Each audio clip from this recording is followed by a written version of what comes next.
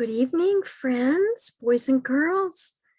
It's that time for good night story time here at Samuel's Public Library. I'm Miss Patty, and this is my friend Lammy. Maybe you've met Lammy before. He's the best cuddler around. I really like Lammy a lot.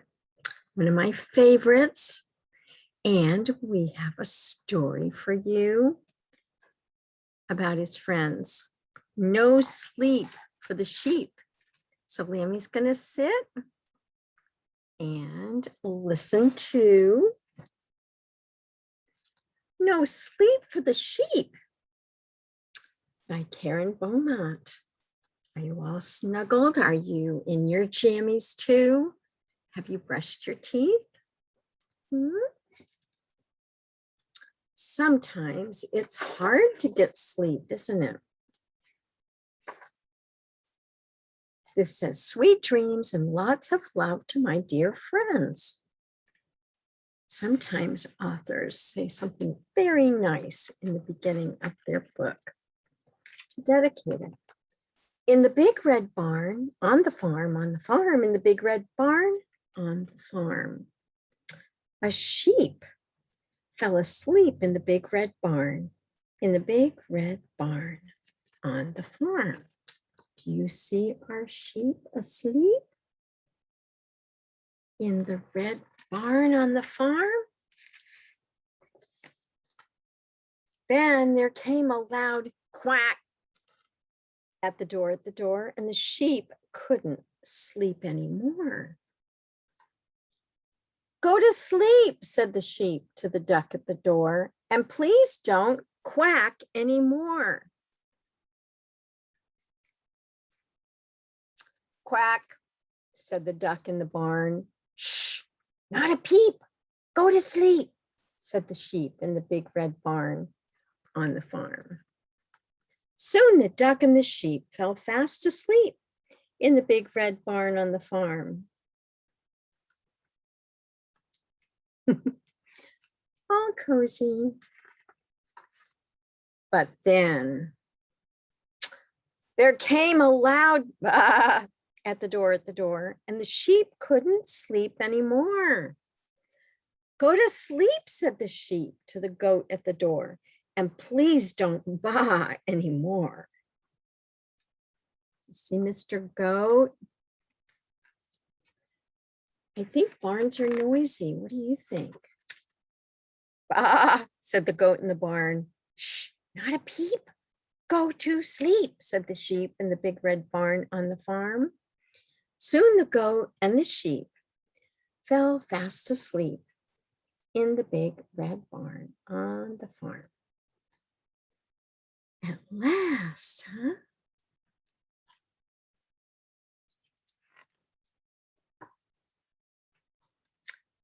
Then there came a loud oink at the door, and the sheep couldn't sleep anymore. Go to sleep, said the sheep to the pig at the door, and please don't oink anymore. He looks pretty tired, doesn't he? All this noise.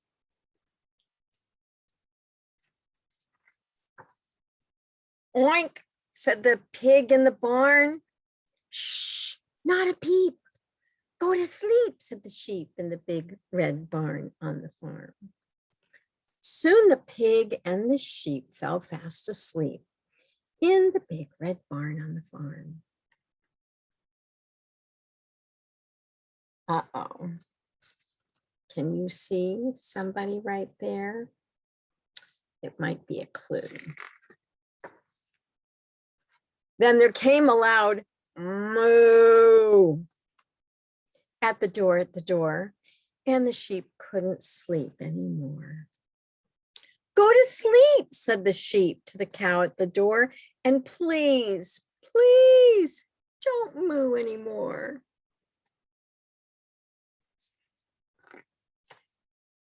Moo, said the cow in the barn. Shh, not a peep. Go to sleep, said the sheep in the big red barn on the farm. Soon the cow and the sheep fell fast asleep in the big red barn on the farm. Do you see somebody else coming? It's a big ordeal to get to sleep on the farm. Then there came a loud neigh at the door, and the sheep couldn't sleep anymore. Go to sleep, said the sheep to the horse at the door, and please don't neigh anymore. Poor sheep. Nay, said the horse in the barn. Shh, not a peep, go to sleep, said the sheep in the big red barn on the farm.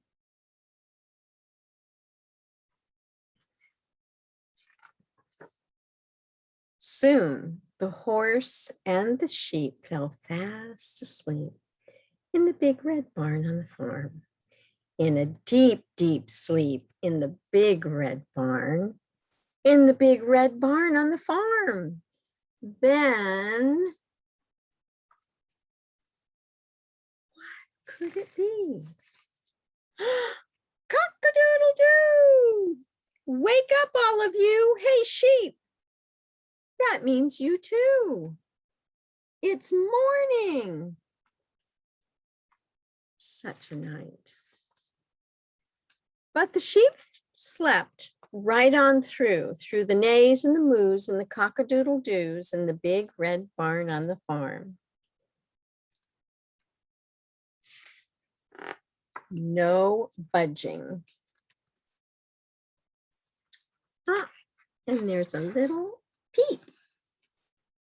But the sheep is fast asleep at last.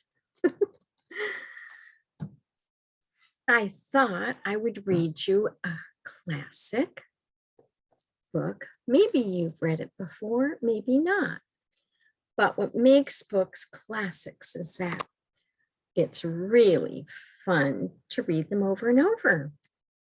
This is Harold and the Purple Crayon by Crockett Johnson.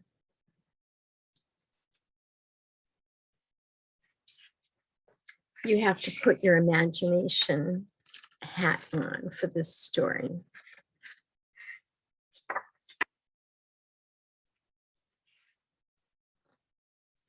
And I should say, it's not usually recommended to draw on walls or anything, just saying.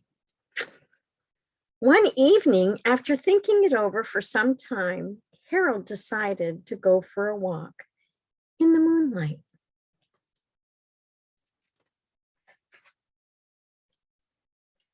There wasn't any moon, and Harold needed a moon for a walk in the moonlight, and he needed something to walk on.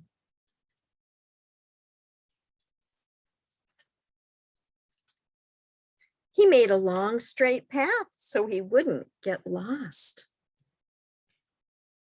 And he set off on his walk, taking his big purple crayon with him.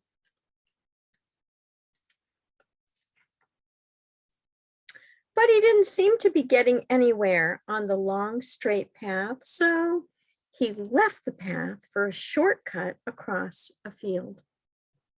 And the moon went with him. Sometimes it feels like the moon follows us, doesn't it? The shortcut led right to where Harold thought a forest ought to be. He didn't want to get lost in the woods, so he made a very small forest with just one tree in it.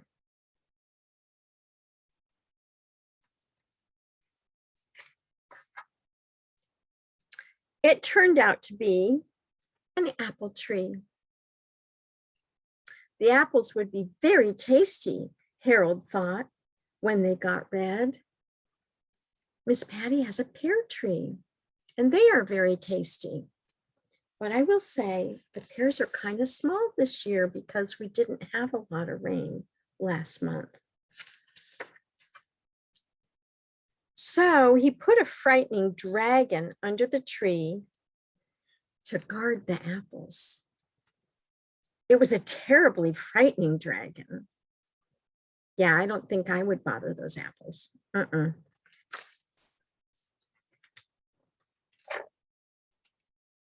It even frightened Harold. He backed away. His hand holding the purple crayon shook.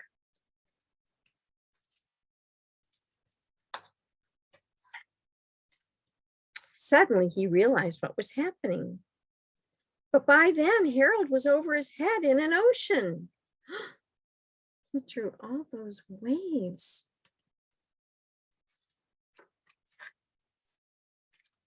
He came up thinking fast, and in no time, he was climbing aboard a trim little boat. He does think fast. He quickly set sail, and the moon sailed along with him.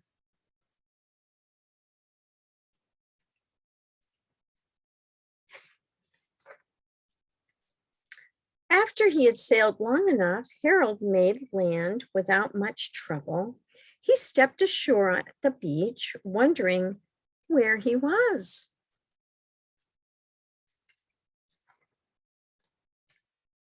The sandy beach reminded Harold of picnics, and the thought of picnics made him hungry. So he laid out a nice, simple picnic lunch.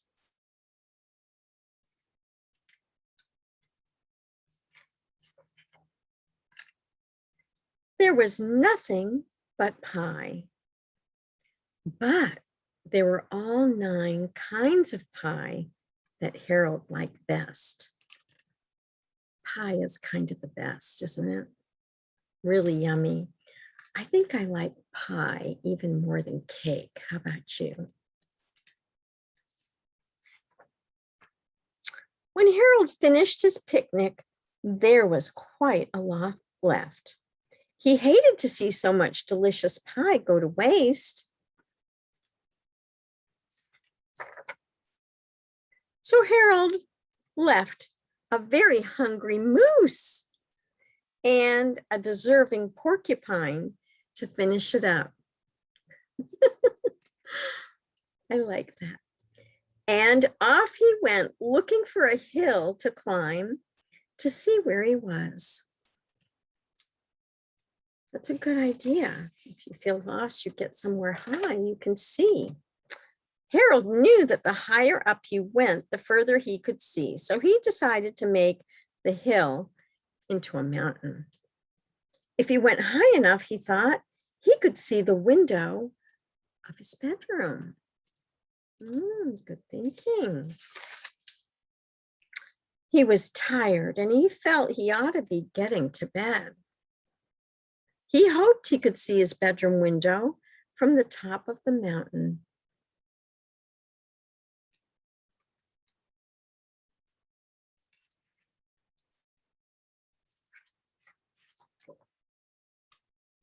But as he looked down over the other side, he slipped. Oh dear. And there wasn't any other side of the mountain. He was falling in thin air. He better think quick, don't you think?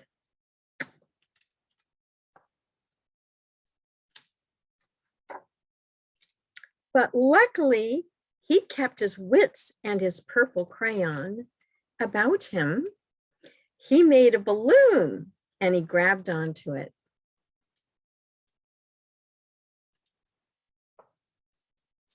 Yay for Harold.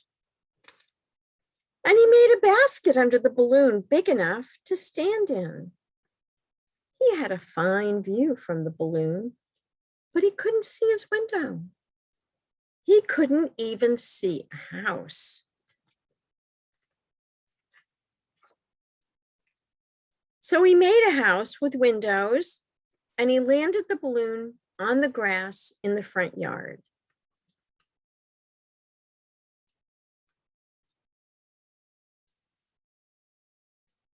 What would you do? None of the windows was his window. He tried to think where his window ought to be.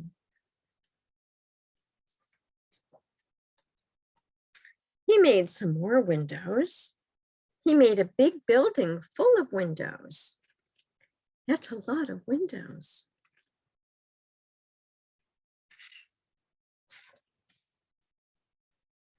He made lots of buildings full of windows.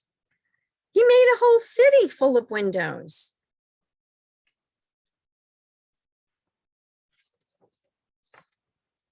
But none of the windows was his window. He couldn't think of where it might be. He decided to ask a policeman, and the policeman pointed the way Harold was going anyway. But Harold thanked him, because Harold is polite, right? And he walked along with the moon, wishing he was in his room and in bed.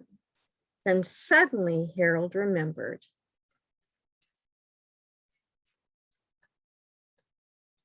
He remembered where his bedroom window was when there was a moon. It was always right around the moon.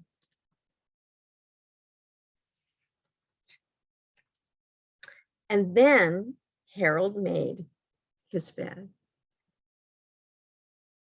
He got in it and he drew up the covers. And see, he can see the moon right outside his bed.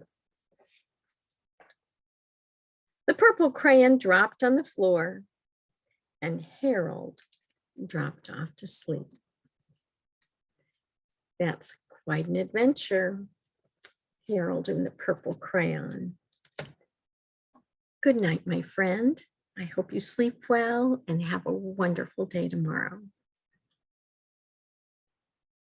Bye-bye.